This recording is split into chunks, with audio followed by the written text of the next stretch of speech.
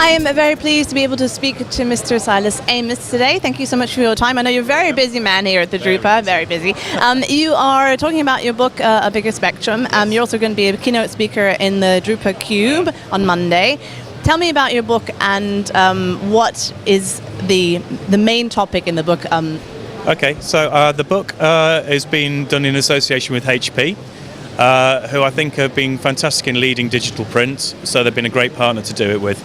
The book really is just about the fact that all of the rules are changing in the way that brands can operate, with the agility, the ability to be almost on the pace of real time now, how we can be geo-specific with branding, etc., etc. So for me, I've come from an industry where everything is almost kind of like mass, and now it's the ability to actually think in thinner slices. And that has big implications for the industry, which are great and really creative, but it's new rules, and new rules offer challenges. So the book is really about those things. But for me, really, it's about the fact that after 25 years in the industry, working in a certain way, I can see it changing more radically through digital print than anything else I've encountered, including the internet in a way.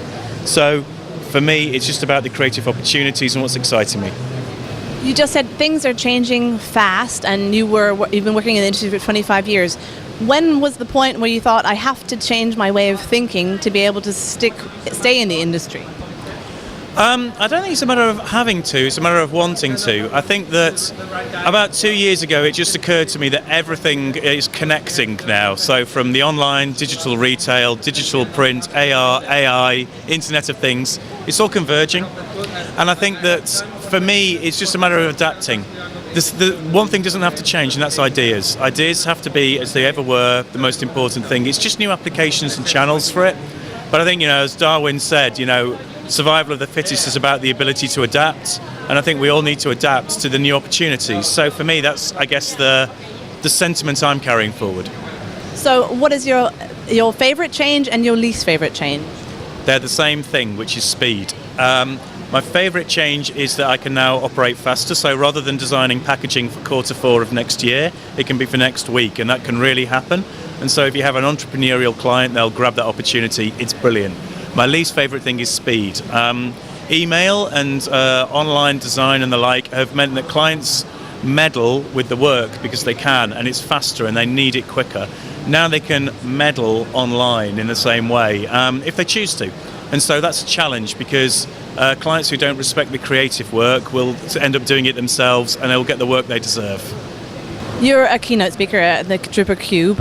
Is it harder to convince the young people about the changes, or the people who've been working in the industry for such a long time? Or can you tell that they're really open for the changes in the industry? I think everyone's open for the changes. What they're not able to do is necessarily make those changes happen, because the changes are moving very quickly and they're very fundamental. A lot of people, it's not their job description to make this stuff happen in terms of purchasing it or indeed selling it within their organisations. So for me, the challenge is not individuals, it's corporate mentality. And until it becomes a need, people aren't being hired to fulfil it.